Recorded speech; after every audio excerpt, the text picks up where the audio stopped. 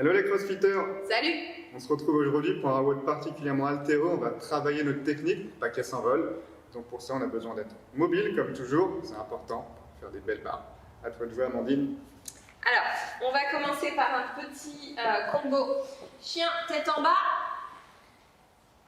planche. Donc ici, c'est vraiment simple. Ce que je voudrais, c'est que vous essayiez au fur et à mesure vraiment d'étirer l'arrière des jambes, de bien relever le coccyx, de pousser la tête entre les épaules.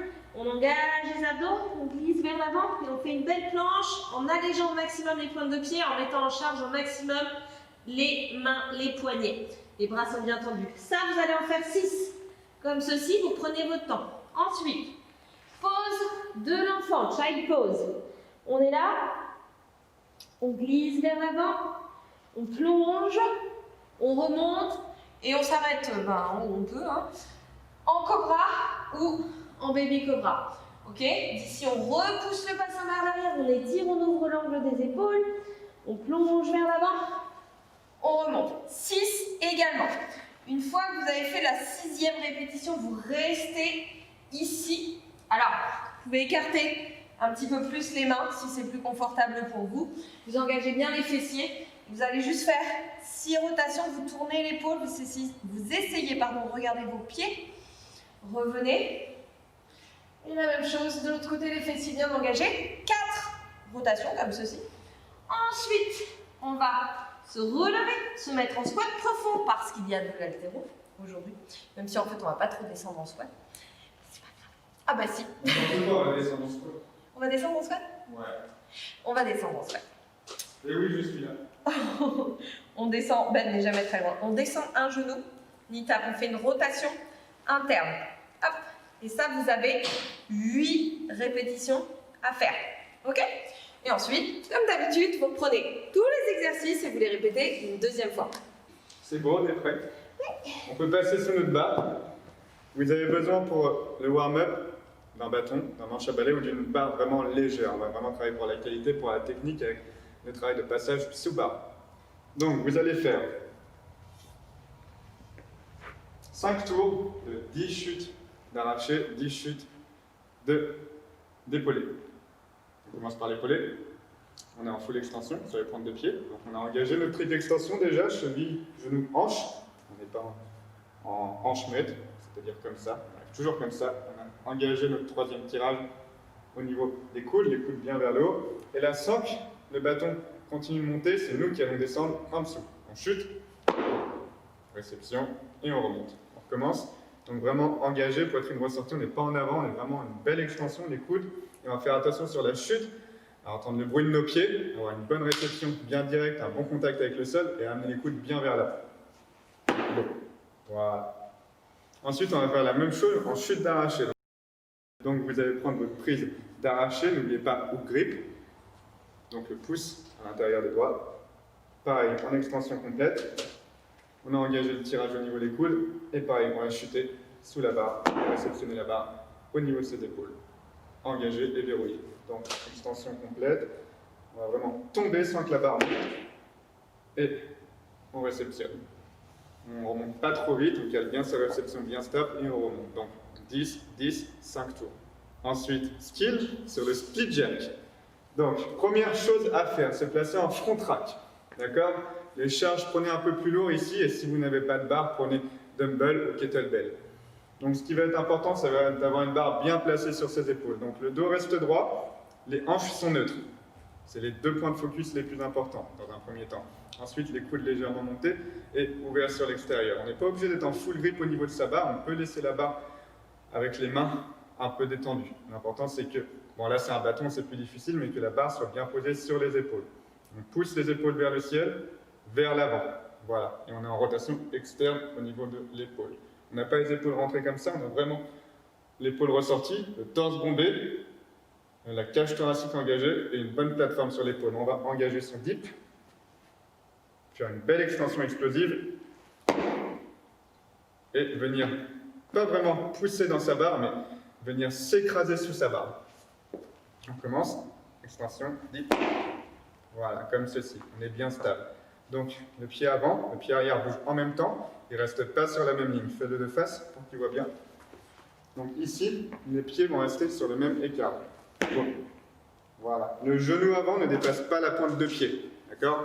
Sinon, vous allez être en porte-à-faux et vous allez avoir des difficultés à stabiliser votre réception si vous êtes comme ça.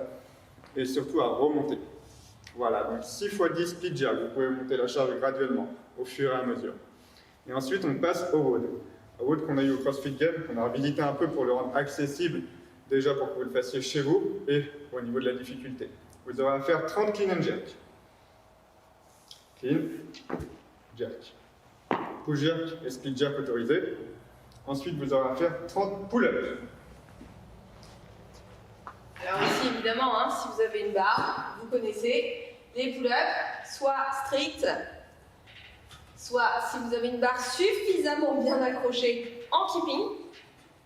Voilà, validez quand le menton passe au-dessus de la barre. Ou alors évidemment, si vous n'avez pas de barre, comme d'habitude, vos options habituelles, ring row. Donc là, vous gainez bien votre corps, vous engagez votre chaîne postérieure, vous engagez vos abdos et vous venez vraiment tirer les coudes vers l'arrière et les anneaux sur la cage thoracique, sur le côté des côtes. Voilà, et évidemment, vous avez toujours l'option avec la serviette si vraiment vous n'avez pas d'autres possibilités. Et après, c'est 30 pull-ups ou 30 tirages. Vous ferez 30 snatch. Ou grip, grip là, snatch conventionnel. Power, comme ici, extension complète pour valider le mouvement. Voilà, ça sera tout pour aujourd'hui. Maintenant, prenez du plaisir sur ce WOD, faites le meilleur score possible et étirez-vous bien. Allez, c'est reparti pour l'étirement. J'espère vraiment que vous allez le faire pour tirer un maximum de bénéfices des étirements et surtout exploiter au mieux vos capacités physiques et éviter de vous blesser. C'est vraiment, vraiment important. Donc, on va se placer tout d'abord en grenouille. Les chevilles au moins à la largeur des genoux, si ce n'est un peu plus large, les pieds flex. On va venir pousser légèrement vers l'extérieur si vous êtes très à l'aise. Hop, les coudes au sol, attention à ne pas vous voûter le dos. J'ai dû pousser vers l'extérieur, mais c'est plutôt vers l'arrière. Voilà. Hop, tranquillement. Respire doucement. On laisse l'intérieur des jambes se relâcher, les hanches s'ouvrir. Ça, c'est un truc qu'on fait très très peu en crossfit et pourtant l'ouverture de hanches, elle est partout. Et notamment en haltérophilie. Vraiment très important. Hop. On remonte, on referme les genoux. On vient se placer en squat profond. On pousse les genoux vers l'extérieur. On vient descendre le coude gauche vers le sol. On lève le bras droit. On change de côté. Droit vers le sol. Lève le bras gauche. On va le refaire encore une fois et vous allez voir que normalement, vous allez pouvoir descendre un petit peu plus bas. Sur cette deuxième rotation, attention à garder les genoux ouverts. Encore une. On relâche le dos. Très bien, on place les mains au sol. Hop, on va venir amener le pied gauche à l'extérieur de la main gauche. Ouvrir la hanche et faire une belle rotation. Pousse dans son bras droit. Si on veut, on peut enrouler le bras autour du buste, accentuer encore plus la rotation. Très bien. On revient. On pose le genou au sol.